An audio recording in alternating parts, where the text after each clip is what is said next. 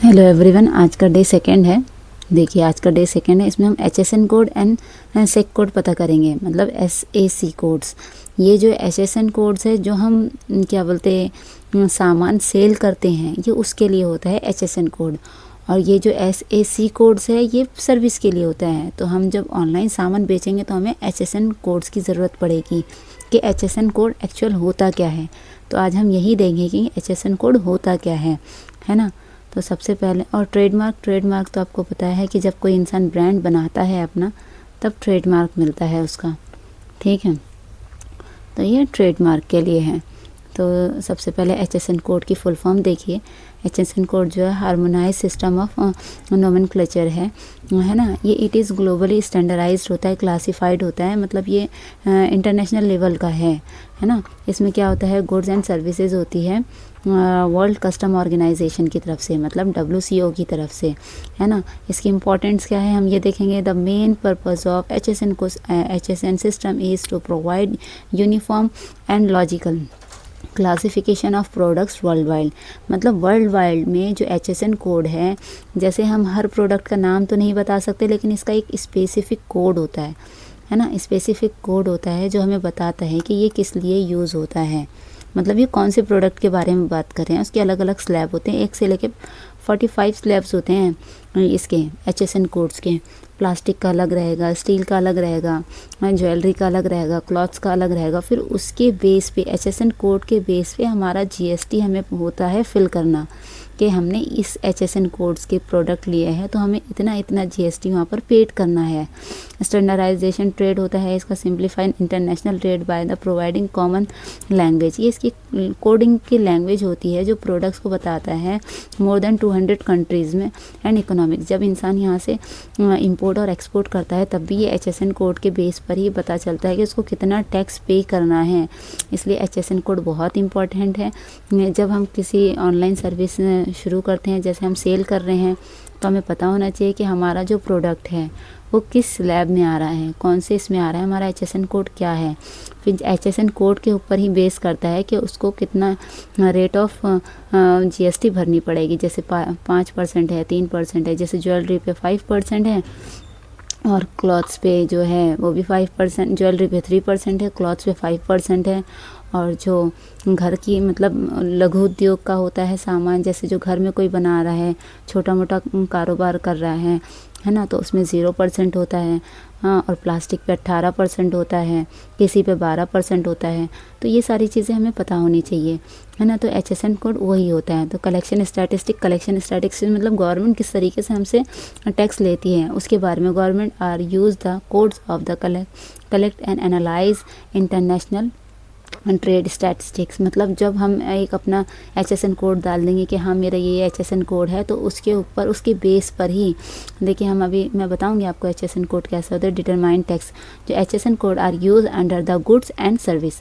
मतलब HSN code मतलब understand करता है, गवर्नमेंट को बताता है कंप्यूटर को कि ये कौन सी सर्विसेज दे रहे हैं या कौन सा प्रोडक्ट सेल कर रहे हैं, है ना। उसी के बेस पे टैक्स लेते हैं, GST लेते हैं। And determine the applicable tax rate of specific goods. अगर से आप जो भी सामान बेच रहे हैं उसके स्पेसिफिक गुड्स को देखते हुए वो वैसे ही यहाँ पर हमारे से टैक्स लिया जाता है। तो यहाँ भी हम देखेंगे, मैं आपको बताती हूँ कि मतलब कितना कितना HSN मतलब वो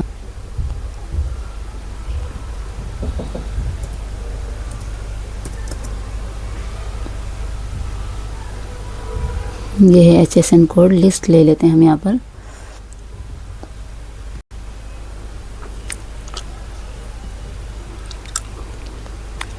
ये जब आप डालोगे, मैं डालूँ प्लास्टिक का, क्लॉथ्स का, तो क्लॉथ्स का डालेंगे तो अभी आ जाएगा CLOTH clothes,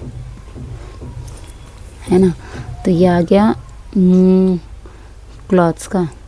women HSN clothes mainly under the 61, है ना। अब इसका जो HSN कोड है 6103।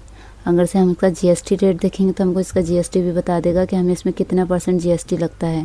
तो यहाँ पर लिखा है क्या है, cloth HSN code and GST rate. तो ये आपको बता दिया है सारी चीज़ें, है ना। तो इस तरीके से हम अपना HSN कोड मालूम कर सकते हैं। तो इसमें नीचे लिखा है, देखिए ये मैन और बॉयज़ शर्ट, हाँ शर्ट का ये आ गया HSN कोड, टी शर्ट का ये है, मेंस और बॉयज़ का ये है, ये सारे मतलब अलग अलग। अब इसमें अप्लीकेबल GST रेट कितना है, 5% एंड 18%, मतलब 5% से 18% के बीच में हो सकता है, लेकिन कपड़ों पे मेनली 5% ही लगता है। ये रहा 5%, ठीक है।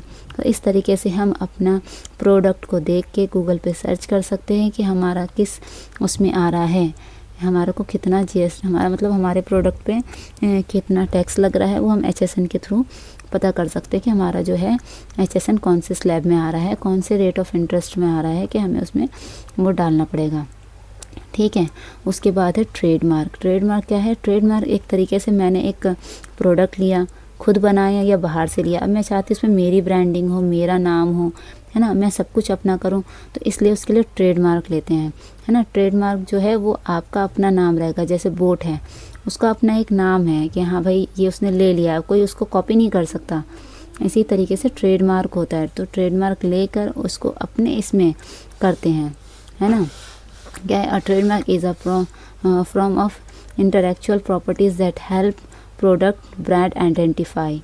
बहुत सारे ब्रांडों में मामा अर्थ हो गया, है ना, तो ये सब क्या है, जैसे ये मामा अर्थ वगैरह हो गया, बोट हो गया, ये प्रोडक्ट सेल कर रहे हैं, लेकिन उसी तरीके से अगर से शादी.com को देखेंगे तो वो सर्विसेज दे रहे हैं, है ना, कि वो एक जगह से दूसरी जगह रिश्ता लगा रहे हैं उससे, तो ये सेक कोड में जाता है। जैसे सलून वगैरह है, ये सेक कोड में जाता है। लेकिन अगर से आप किसी प्रोडक्ट को लाकर जैसे चाइना से ला रहे हो या खुद बना रहे हो इंडिया में, या चाइना से सामान लेकर आ रहे हो, खुद यहाँ पर असेंबल करके अपना ब्रांड लगा के बेच रहे हो, तो उसके लिए आपको ट्रेडमार्क लेना ज़रूरी है।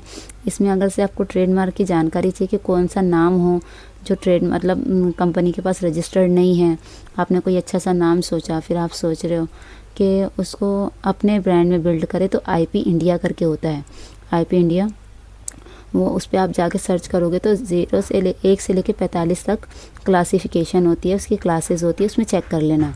इसकी जो गवर्नमेंट की फ़ीस है वो 4500 रुपये है, और अगर से आप किसी से बनवाओगे तो 8500 तक लग सकता है। तो हम अभी देख लेते हैं कि जो है ये IP इंडिया है क्या चीज़, है ना। हम यहाँ पर डालेंगे INDA इंडिया, है ना, पब्लिक सर्च, ये आ गया ट्रेडमार्क पब्लिक सर्च, ये IP इंडिया। अब यहाँ पर आप नाम डालोगे, कोई सा भी एक नाम ले लोगे, जैसे मैंने डाला मार्केटरी,